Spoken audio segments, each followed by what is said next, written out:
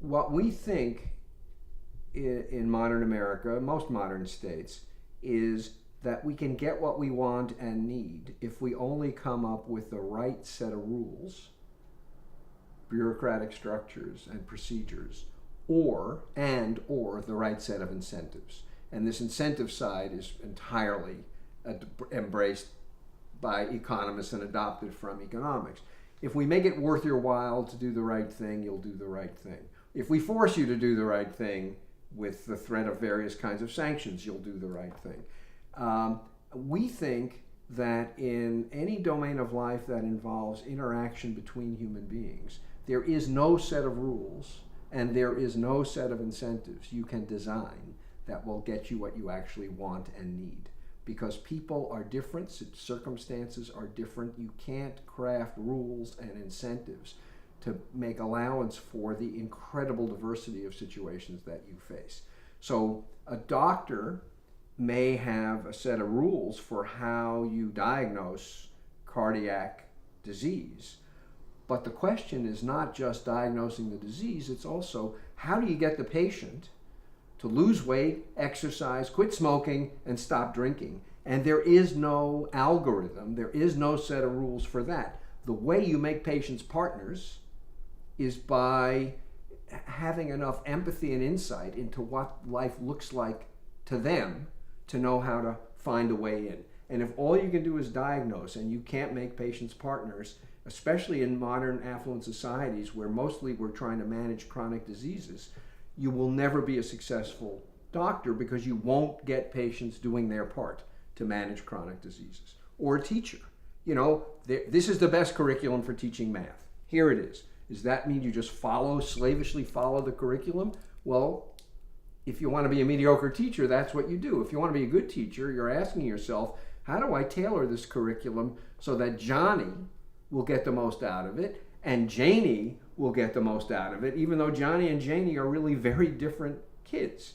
So you need to improvise around a set of standard operating procedures. And what it takes to improvise is what Aristotle, and we, of course, shamelessly borrowed, call wisdom. You need good judgment about what a particular person in a particular situation needs so that you can improvise around the rules. And incentives are an incredibly blunt instrument. As we know from education, all these efforts to make it worth teachers' while for their kids to do well on standardized tests, all it has produced is kids who do better on tests but absolutely no better in the classroom. How many times do we have to make the same mistake before people figure out this is not the way to get what you want? And the sad thing is that the teachers know it's right, and what's happening is good teachers are leaving. The only people who stay in the profession are mediocre people.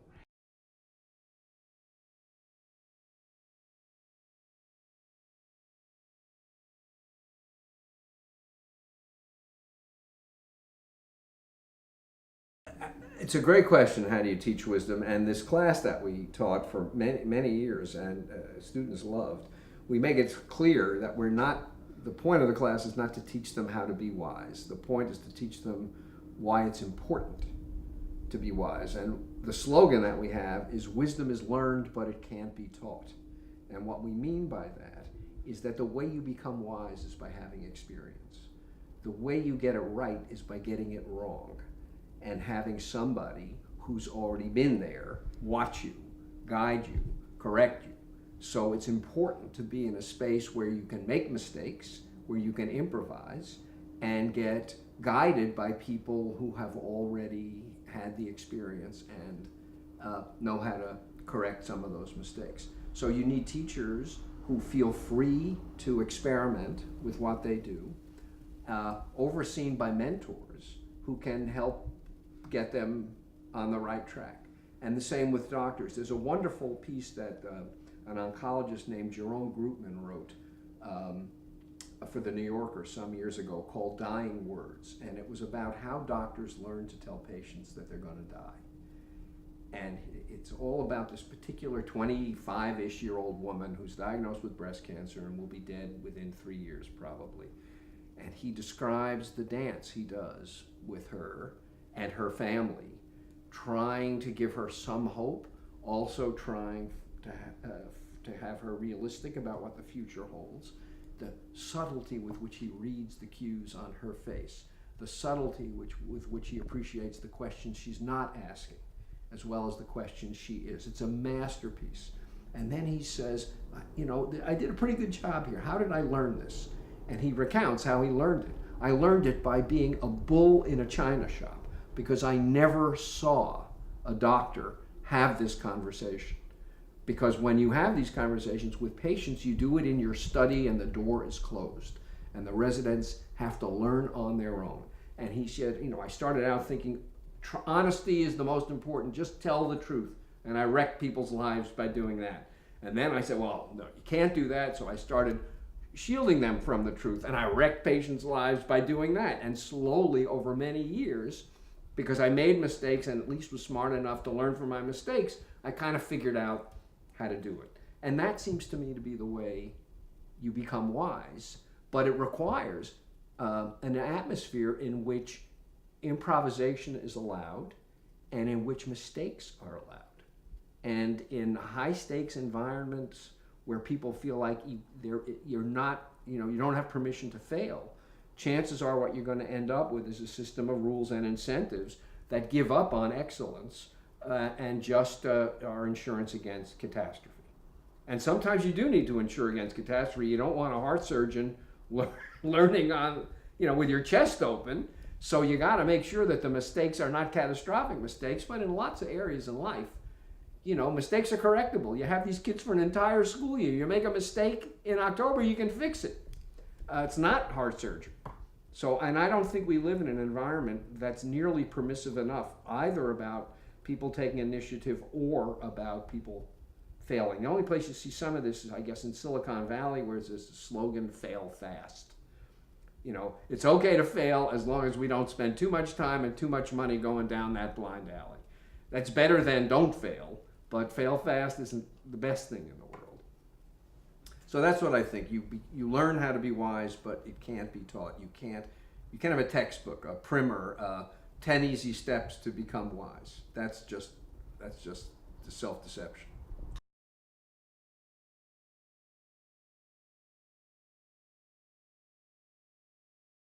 Well, we start out teaching the class. We're interested in the class in having them see the importance of wisdom in the various professions that they're likely to be entering. So why do you need it in medicine? Why do you need it in law? Why do you need it in education? Why do you need it as a judge? Why do you need it as a parent? Why do you need it as a spouse? Well, they don't know any of these things yet. So we decide to start with something they already think they're experts about. Why do you need it as a friend? So we begin by talking about friendship, and Aristotle devoted a fair amount of space to discussing friendship. The instrumental friendships, you give me something I need, I give you something you need, not very high level. Character friendships, where the friends basically deeply respect and love one another and come to one another's aid just because it's the right thing to do. So, they spend 2 weeks thinking about and talking about friendship, and they come to see the importance of what, of course, they do quite naturally, because they have friends. They know, we think about this question. Your friend calls you up, she's getting dressed to go to a wedding, and she wants you to come by and see how she looks. So you come by, and she opens the door, and she's in the wedding dress, and she does a little pirouette, and she says, how do I look? And actually you think she doesn't look good at all. What do you do? And this seems like a no-brainer to the kids. They say, well, friendship has to be based on honesty and trust. You tell her the truth. And then it starts to, really? Is that always the right thing to do? Does it depend maybe on, does she have an alternative? Does it depend maybe on, is her self-confidence so fragile that hearing that even though she obviously thinks she looks great, you don't think she looks great is going to shatter her self-confidence? Maybe this is the right time not to tell the truth. So they realize that the rule they have in their heads it doesn't do the job, and thankfully for them, it's not a rule that they actually follow in everyday life, because they know all these things. So I think it's incredibly successful way to start, because it really shows them, A, they already know something about this, and how, B, it's really important to get this right. And now when we talk about careers where they don't really have experience, they're very, very eager to see what's the difference between a wise doctor and an unwise doctor, a wise teacher. So it gives them a set of lenses that they then use to interpret things that they don't have as much familiarity with.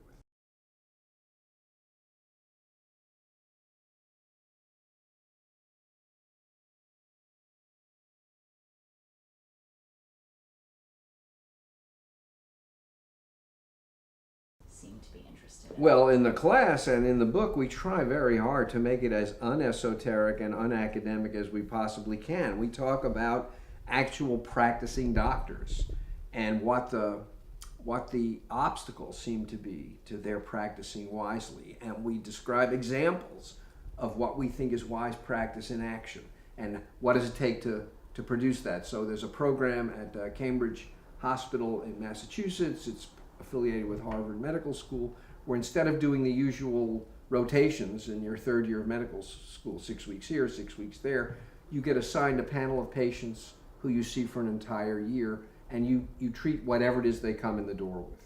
And so the consequence of this is that you appreciate that being a practicing physician, you're treating people, you're not treating organ systems.